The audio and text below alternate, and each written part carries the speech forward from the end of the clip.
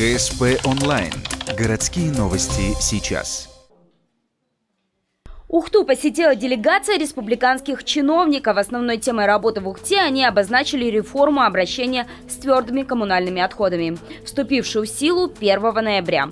Представители группы посетили контейнерные площадки и мусорный полигон. Как оказалось, от экскурсии у них остались смешанные чувства. Что, конечно, немножко огорчило, это, конечно же, состояние контейнеров.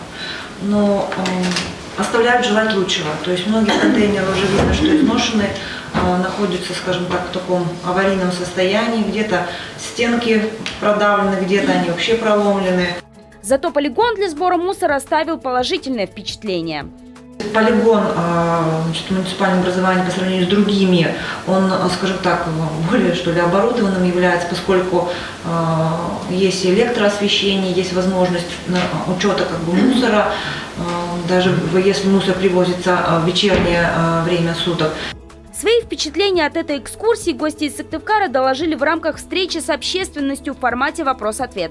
Начали с тех тем, которые поднимаются не только у нас, но и в других муниципалитетах. Например, что делать, если прописанный в квартире не живет там, а квитанции на него приходят.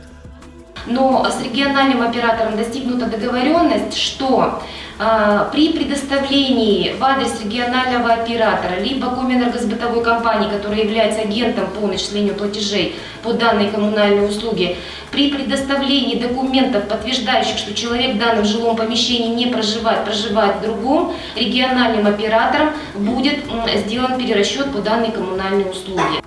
Обсудили вопрос с формированием тарифов.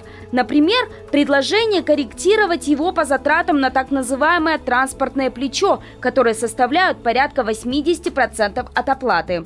А в городах, предположим, как в Ухте, это плечо в разы меньше. И эта корректировка, на мой взгляд, она как раз нивелирует эту доплату, или как сказать, эту сумму, она как раз скорректирует и будет более реальной цифрой. Но Анна Тюрнина отметила, что дифференцировать тариф по этому компоненту будет крайне сложно. Везде свои плюсы и минусы.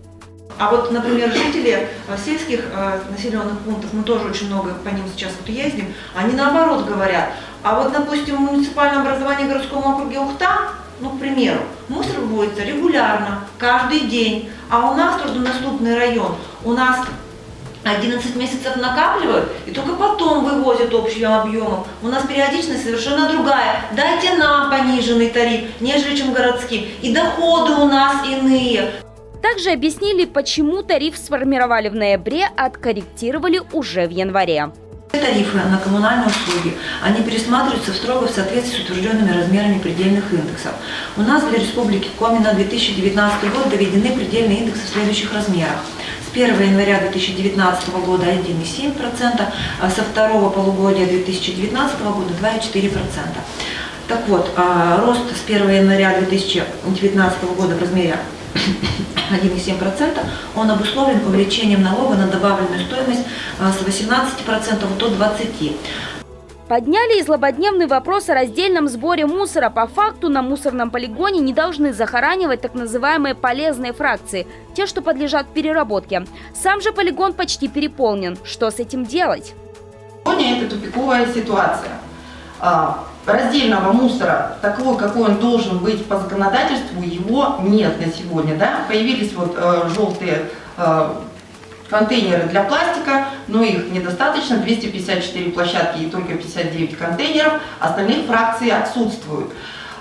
Можно понять, что общий объем, конечно, упадет, если эти фракции осуществлять сбор, но это делать необходимо, потому что у нас действительно сегодня, можно сказать, Ухта подходит к мусорному коллапсу в этом отношении. Размещать некуда, один официальный полигон. Как оказалось, от простого обывателя сортировка мусора скрыта, но она есть. При нас пришел мусоровоз, выгрузил мусор, подходят сортировщики и тут же его растаскивают. Полезные фракции, вот мы увидели, у вас непосредственно размещаются в складских помещениях. Вот такая стопка пластика спрессованного была, и, соответственно, гора бутылок не видели, но все остальное было сделано. Пока нет сортировки стекла, но и в этой области есть предложение. Один из предпринимателей готов заниматься отбором и транспортировкой. Единственная просьба – доступ к ЖД-путям. Судя по дальнейшей беседе, идея здравая и будет рассмотрена уже вне этого совещания. Также общественники высказали опасения о том, что Ухту хотят сделать едва ли не масштабной свалкой. Прописано мусоросжигательный завод, причем говорили, если Сосногорск Уха, то он теперь в Ухте. Экотехнопарк, после ШЭСа, честно говоря, вопросы. Причем экотехнопарк от Водного до Яриги, 7 пунктов сбора, то есть плюс, значит, нагрузка, остальных там написано с перспективой ВОЗа с других территорий, вот диву даешься. Первые опасения развеял представитель Минприроды Игорь Лызлов, отметив, что к ШИИСу это не имеет никакого отношения. Экотехнопарком свалка по закону считается только тогда, когда там налажено производство. Так что экотехнопарк однозначно это продукция, или ящики, или трубы, или пластик какой-то, флейки на это самое. Это продукция уже обработанная. Поэтому мы вот, да, у нас есть в Терском экотехнопарке, и мы рассчитываем, что с Печоры, в том числе, где будет экотехнопарк, посредством вот этого повезут уже готовую продукцию. К сожалению, это не отменяет факта, что новые полигоны для размещения мусора все же придется создавать. Но мусоросжигательного завода у нас пока все же не планируют. Появление таких объектов возможно только в отдаленных местностях, где иначе от мусора не избавиться.